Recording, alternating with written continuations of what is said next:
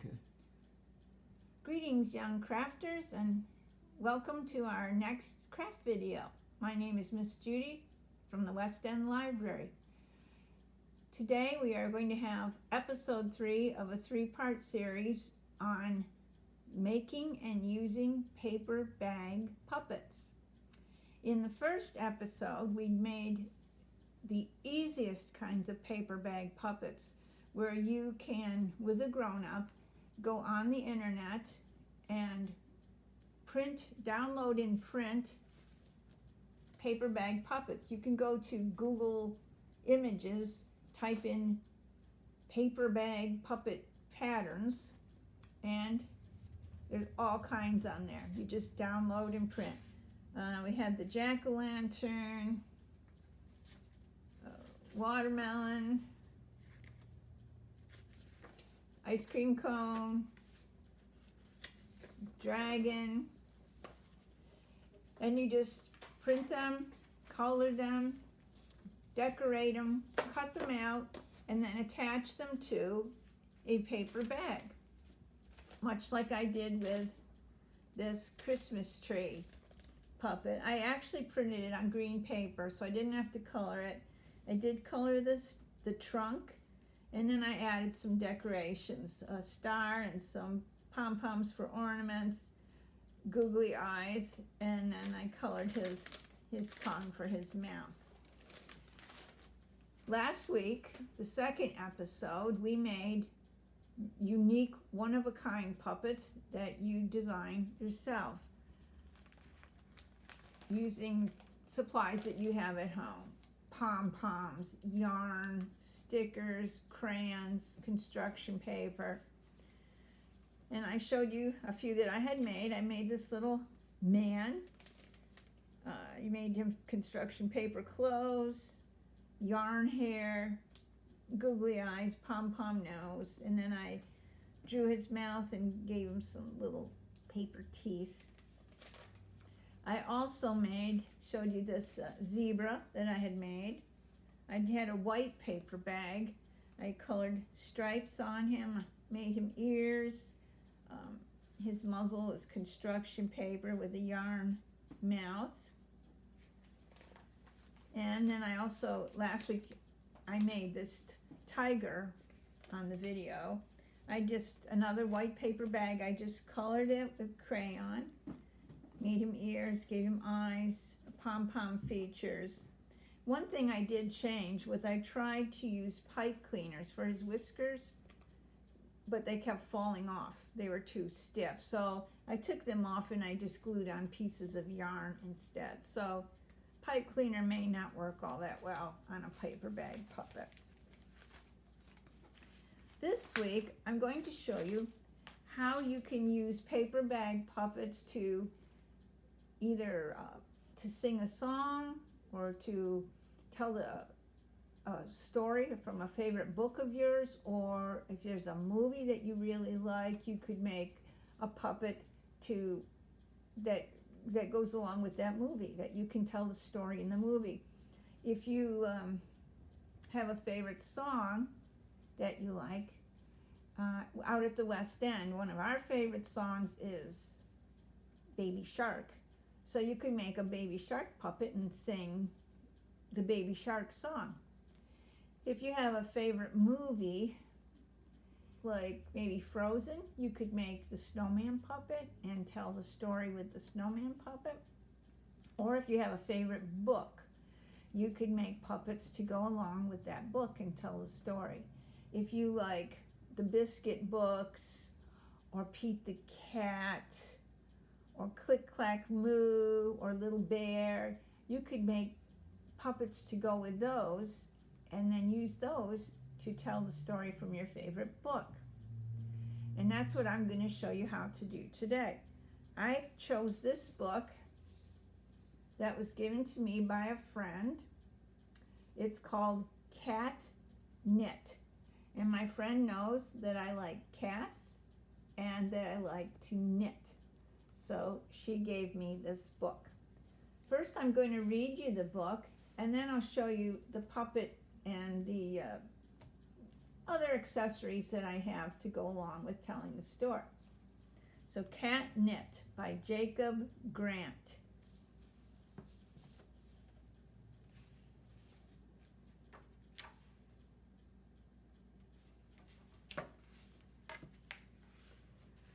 Girl and Cat had always been good friends. Girl is looking at a sale flyer with a picture of yarn on it, and Cat is sitting on her shoulders because he's her friend.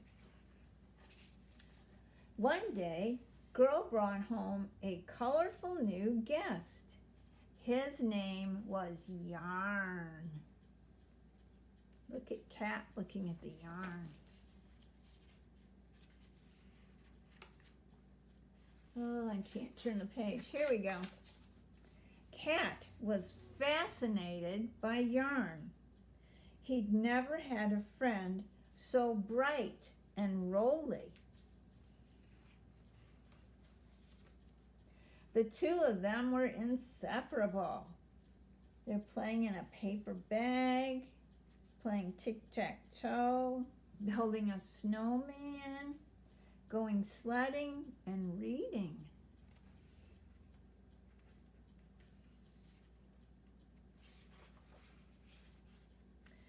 But Girl also wanted to play with yarn.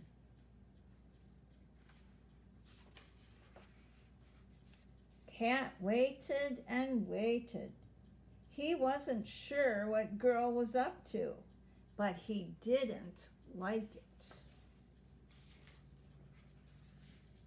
When Yarn returned, he wasn't his usual bouncy self. What did she do with that yarn? It looks like a sweater. Cat's friend had changed. Oh no, she's putting the sweater on Cat. Cat did not like this new yarn one bit. He was itchy and stuffy and no fun at all. Cat was so mad he hardly noticed the cold snow. He got mad and went outside. Oh, look at that. He's trying to get the sweater off. He had to get away from this new yarn. He got it caught on a branch and he's trying to pull it off. Soon, Cat realized just how cold it was. Warming up to something new takes time. There's his sweater. There he is. Yarn may have changed, but they would always be friends. Oh no, she has another sale flyer. She's looking at more yarn. Then one day, Girl brought home a group of colorful guests. Oh, look at that. Red and yellow and orange. Oh no, look at poor Cat. Now he's got on a hat and mittens and socks with his sweater. She was knitting some more cold weather clothes for him. Okay, I really like that book. That is one of my favorites. So what I did was I made a cat puppet. And you'll notice on Cat's face, in some of the pictures, he does not look particularly happy. So I made my cat puppet. I took a brown paper bag and a purple crayon, and I colored him purple. I made him some ears, gave him some eyes, nose, and mouth. And if you'll notice, I drew his eyebrows just like the ones on the picture. See how his eyebrows are kind of slanting inward, indicating he's not happy. So I did the same thing with the eyebrows on my cat. So this is Cat. This is yarn that the girl brought home. Cat likes yarn because it's bouncy, he can roll it around, he can play with it. He likes the yarn. But girl likes the yarn too. So girl takes the yarn and she's doing something with it. Cat does not know what she's doing, but he's waiting and waiting. He hopes to get his friend Yarn back soon.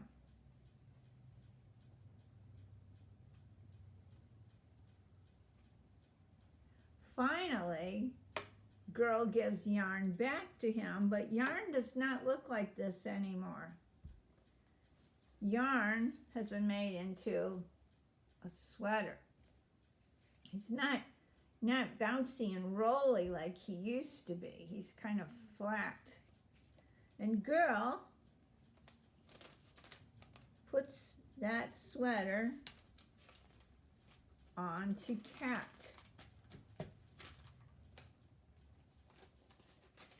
Cat's not happy.